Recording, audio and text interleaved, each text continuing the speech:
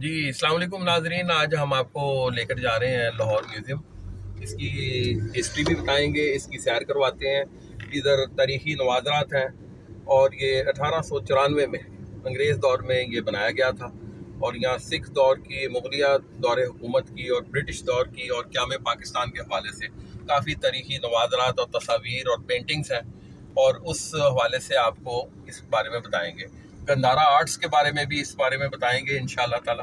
چلیے چلتے ہیں آپ کو لاہور میوزیم۔ جی السلام علیکم ناظرین، آج ہم لاہور میوزیم آئے ہیں، جہاں عاصم رضوان صاحب ہیں جو ڈپٹی ڈائریکٹر ہیں لاہور میوزیم کے۔ ان سے کچھ لاہور میوزیم کی ہسٹری کے حوالے سے پوچھتے ہیں، اور جو تاریخی نوادرات ہیں اس حوالے سے بھی پوچھتے ہیں، اور ساتھ یہ بھی پوچھیں گے کہ کیا ٹورزم یہاں آ رہے ہیں، ٹورسٹ آ رہے ہیں غیر ملکی۔ جی السلام علیکم، کیا حال ہے عاصم بھائی؟ ٹھیک ٹھاک ہے؟ جی اللہ کا شکر، آپ کی مہربانی، آپ نے ٹائم دیا ہمیں، اور ناظرین کو اس میں پتہ لگے گا لاہور میوزیم کے حوالے سے۔ جی بہت شکریہ آپ کا۔ سب سے پہلے تو میں آپ عاصم بھائی تھوڑا سا اونچا بات کیجیے۔ بہت شکریہ، میں آپ کے چینل کا شکر گزار ہوں جنہوں نے میوزیم کی طرف توجہ دی۔ یہ ایکچولی یہ میڈیا کا دور ہے۔ میں 27 کو ہماری ایک tourism world international tourism day تھا، تو اس پہ ہماری بہت سارے پورا ایک ہفتہ جو ایونٹس چلتے رہے ہیں، تو اس کا جو باٹم لائن تھا، جو اس کا جو نیٹ شل تھا، دو تین باتوں میں جو سب سے اہم جو تھی کہ جو اس کو میڈیا میں پروجیکشن، ہماری جو دنیا کا بیسٹ ٹورسٹ سائٹ جو ہے نا وہ اس خطے میں ہے۔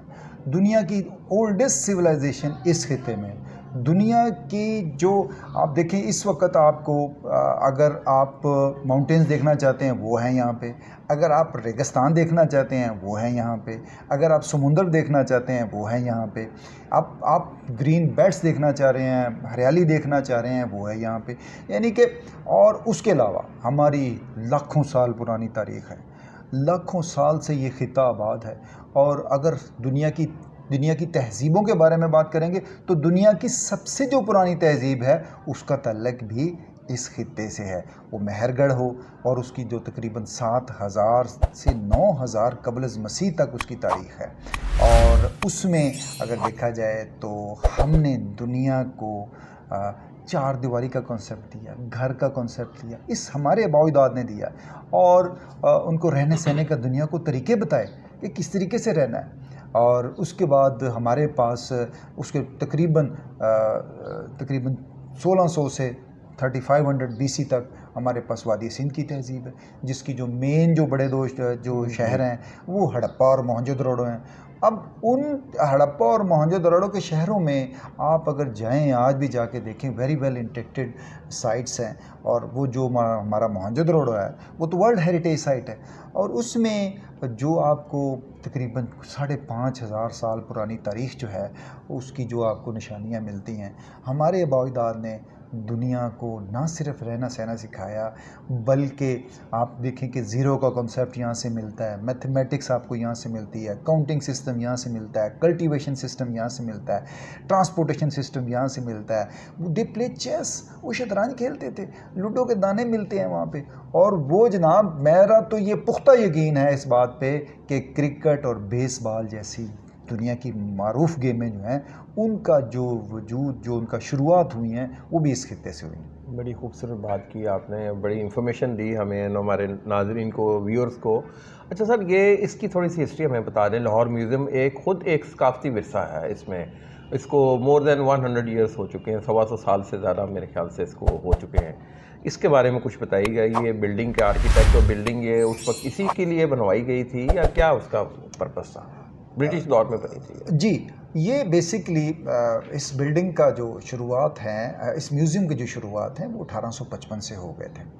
ہماری بیک سائڈ پہ، اس میوزیم کی بیک سائڈ پہ ایک وزیر خان کی بارادری ہے، جی جی، اور بیسکلی یہاں پہ ایک باغ تھا، اور وہ باغ کا حصہ تھی وہ وزیر خان کی بارادری۔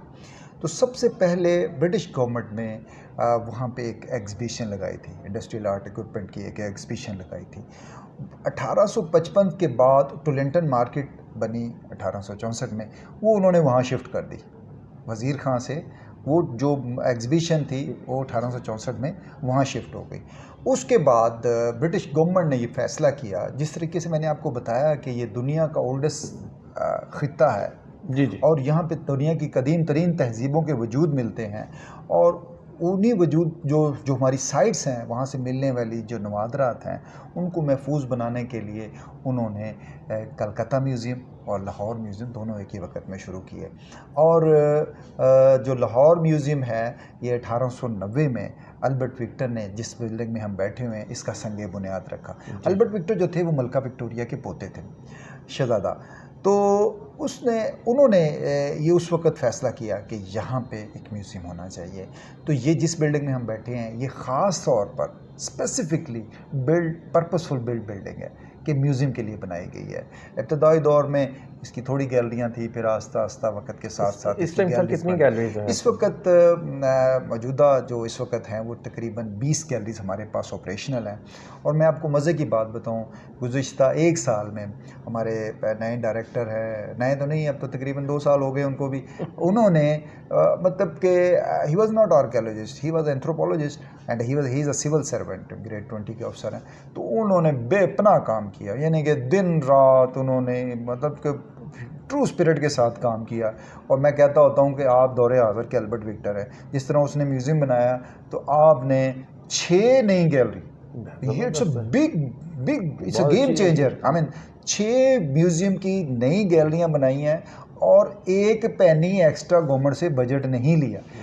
ود ان ریسورسز اور اپنے ریسورسز کو استعمال کرتے ہوئے، جو ریزروز میں پڑی ہوئی چیزیں تھیں، جو گیلریاں مطلب کہ جہاں پہ بھی جگہ بنتی ہم نے بنائی اور نئی گیلریاں بنا دی. جس میوزیم میں ہم بیٹھ کے آج بات کر رہے ہیں، that was build by the British. بالکل صحیح ہے، یہ کریڈٹ ہے ان کا.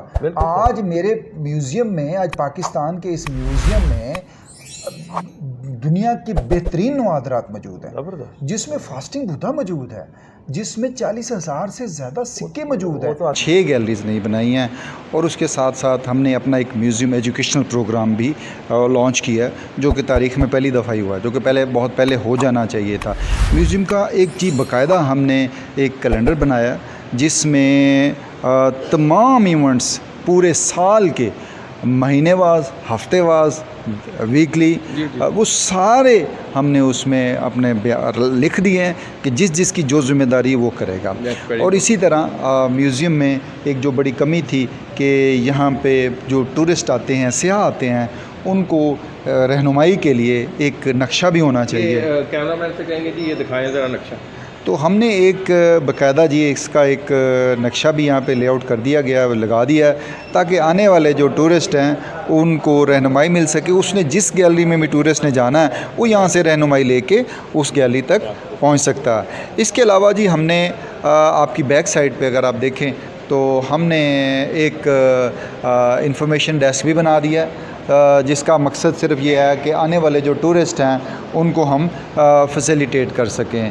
اور تیسری جو چیز ہے، ہم نے ٹورسٹ کے لیے جو لسٹ ریسنٹلی ہوئی ہے، سیکٹری سیاحت جو ہیں احسان بٹھا صاحب کی ذاتی کاوش سے ہم نے جو مری کا انسیڈنٹ ہوا تھا پچھلے سال دسمبر میں، وہاں پہ کیجولیٹیز ہونے کے بعد تو یہ فیصلہ کیا کہ یہاں پہ ہم ایک ٹورسٹ اسکواڈ بنائیں گے. تو ہم نے ٹورزم ڈپارٹمنٹ نے ایک ٹورسٹ اسکواڈ بنا دیا، پنجاب ٹورسٹ اسکواڈ، جس میں 100 کے قریب لوگ بھرتی کیے گئے ہیں. اور ان کا کام صرف یہی ہے کہ سیاحتی مقامات پر سیاحوں کو فیسیلیٹیٹ کیا جائے، ان کی رہنمائی کی جائے، گائیڈنس دی جائے، اور رسپانسبل ٹورزم کی طرف لوگوں کو تعلیم دی جائے. ڈائریکٹر جو ڈپٹی ڈائریکٹر عاصم صاحب، انہوں نے ہماری کافی معاونت کی اور ہم اس کے شکر گزار ہیں. انشاءاللہ نیکسٹ ٹائم پھر ایک وزٹ کریں گے لاہور میوزیم کا، اور وہ آپ کو مزید جو باقی گیلریز ہیں ان کا بھی وزٹ کروائیں گے. نیکسٹ ٹائم انشاءاللہ تعالیٰ دوبارہ حاضر ہوں گے. تب تک کے لیے علی فاروق کو اجازت دیجیے گا. اللہ نگہبان.